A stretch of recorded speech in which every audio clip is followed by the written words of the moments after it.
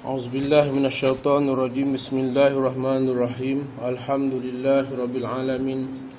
Assalatu wassalamu ala asyrafil anbiya'i wal mursalin wa ala alihi wa sahbihi ajma'in. Subhanaka la ilma 'allamtana innaka alimul hakim wa la haula wa la quwwata illa billahil aliyyil azim. Ila hadratin Nabi Muhammadin Mustafa Rasulullah sallallahu alaihi wasallam. Al-Fatihah. A'udzubillahi minasyaitonir bismillah. Alhamdulillahirabbil alamin. Iyyaka na'budu wa iyyaka nasta'in. Ihdinas siratal mustaqim, siratal ladzina an'amta 'alaihim ghairil maghdubi 'alaihim waladdallin. Bismillahirrahmanirrahim. Alhamdulillahirabbil alamin. Assalatu wassalamu ala asyrafil mursalin wa ala alihi washabbihi ajma'in. Allahumma shalli ala sayyidina Muhammad wa ala ali Muhammad. Allahumma rabbi zni ilma warzuqni fahma, rabbi shrah sadri wa yassir li amri wahlul 'uqdatam min lisani yafqahu qawli. Allahumma akhrijna minaz zulumati wahmi wa akrimna bi nuril fahmi waftah alaina bi ma'rifatil ilmi wan nawwir qulubana kama nawwat syamsa wal qamar wasahli abwaaba fadlika ya arhamar rahimin. Walhamdulillahirabbil alamin. Assalamualaikum warahmatullahi wabarakatuh. Yang dimuliakan Tuan Imam, jawatan kuasa biru-biru di bawah JK di bawah jawatan kuasa masjid kita, dan sekalian jemaah ya yang sepahati pada pagi ini. Jadi pada pagi ini kita menyambung semula siri tazkirah kuliah subuh kita, iaitu dalam kitab Al-Hikam Ibnu Athaillah Pulau Manih ya. Jadi pada hari ini kita pergi pada matan yang seterusnya yang berbunyi fal awwalu nalil awal nalil anwari wa huwa la'il anwar lahum li'anna lahum lillahi la syai'in dunahu. Jadi orang-orang yang pertama adalah hamba kepada nur, kerana adanya keinginan mereka untuk berusaha mendapatkannya, untuk mencapai maksud tujuan menuju ke alam nur. Sedangkan orang yang kedua ialah mereka yang telah sampai berkecimpung di dalam nur, sebab mereka sudah kaya dengan nur. Ini kerana mereka adalah kepunyaan Allah Ta'ala, bukan untuk sesuatu yang lain daripadanya ya.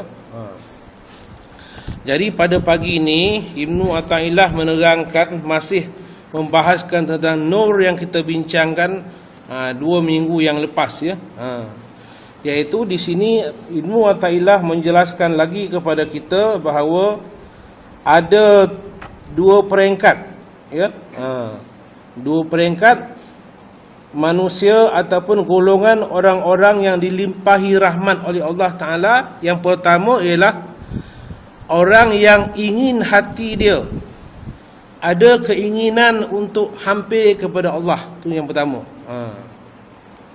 Kemudian orang yang kedua ialah orang yang telah pun dilimpahi dengan limpahan nurullah. Itu yang kedua ya.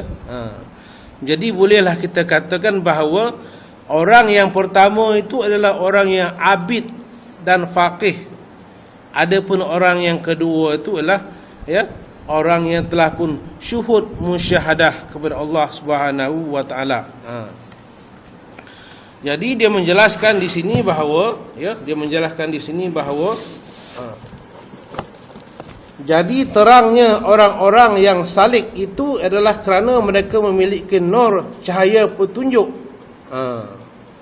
Jadi orang-orang yang salik macam kita ni lah ya. Orang salik ni macam kita ni, iaitu orang yang sedang berjalan ataupun orang yang sedang beramal ibadah untuk dekat dengan Allah. Itu orang salik.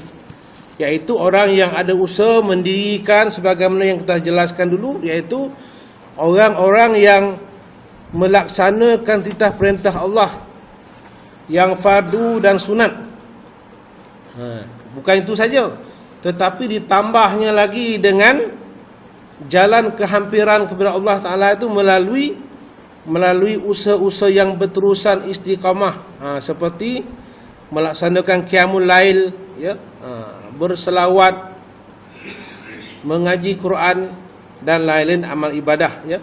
Minggu lepas hari itu, ya, penceramah kita telah menjelaskan, ya, bagaimana amalan kita, yang juga amalan itu tujuan dia nak dekat dengan Allah Ta'ala, siap dengan OSP-nya sekali, dengan teknologi ICT-nya. Jadi maknanya itu dijelaskan oleh pihak penceramah.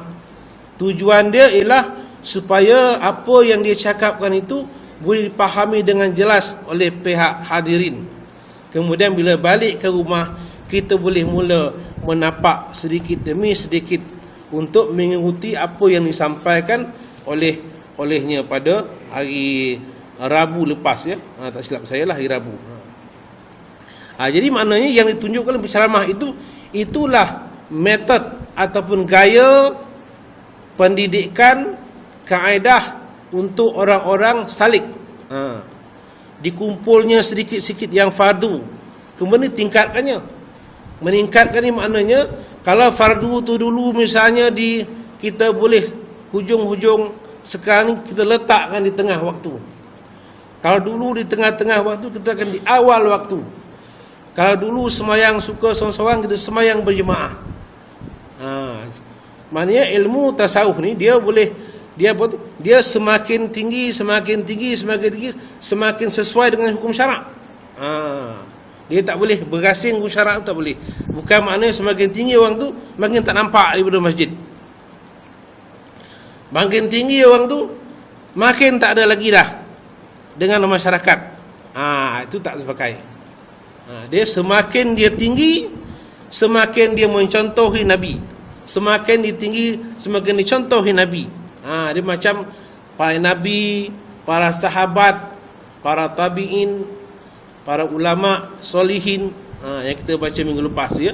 Itu orang-orang ini orang yang ada dalam masyarakat, dilihat dalam masyarakat, membimbing masyarakat, memberitahu masyarakat mana benda-benda yang muamalah tu dipentingkan. Ini perjalanan yang dikatakan sebagai ahli tarekat ataupun ahli tasawuf. Dia dua beza tu, ya. Yang tasawuf kebanyakannya bertarikat. Tapi kalau yang bertarikat tak bertasawuf, tu yang bahaya. Apa dia tasawuf, apa dia tarikat? Tarikat ni jalan amalan-amalan. Ada seorang penceramah dulu, apa guna bertarikat? Dia kata di Kuala Lumpur lah, ya. Apa guna bertarikat? Yang tak bertarikat ni pun tak masuk syurga. Penceramah tu dia keliru. Tarikat ni ialah perjalanan hati. Bila sebut perjalanan hati ni nak berjalan bukan dengan kaki. Hati ni nak berjalan dengan amal, dengan ilmu. Jadi bila penceramah tu mengajar di masjid dia, saya dengar lah. Bila mengajar di masjid tu, dia kata dia mengajar tu tarikat lah tu. Dia bersemayang tu tarikat lah tu. Dia berzikir tu tarikat lah tu. Macam tadi kita baca Astaghfirullahalazim, habis la ilaha illallah wahdahu la syarikalah, Allahumma jina minan nar, Allahumma anta salam, alhamdulillah, ayat kursi, subhanallah, subhanallah, subhanallah. Inilah amalan hati. Amalan hati inilah dikatakan sebagai at-tariq, jalan untuk dekat dengan Allah. Tapi dia keliru dengan tarikat tu dibayar nama orang tu, nama orang ni. Itu nama sama lah macam kita ni, nama saya, nama tuan-tuan mesti berbeza. Tapi walaupun nama kita berbeza, kita ni nama dia manusia. Tak boleh misalnya saya Zulkarnain pokok pisang misalnya, yang ni Ali pokok manggi, tak jadi. Jadi maknanya apa sahaja pun nama tak jadi masalah. Yang pentingnya amalan itu. Amalan itulah nama dia at-tariq, jalan-jalan untuk takarub kepada Allah. Adapun tasawuf pula. Tasawuf tu adalah ahwal keadaan dia.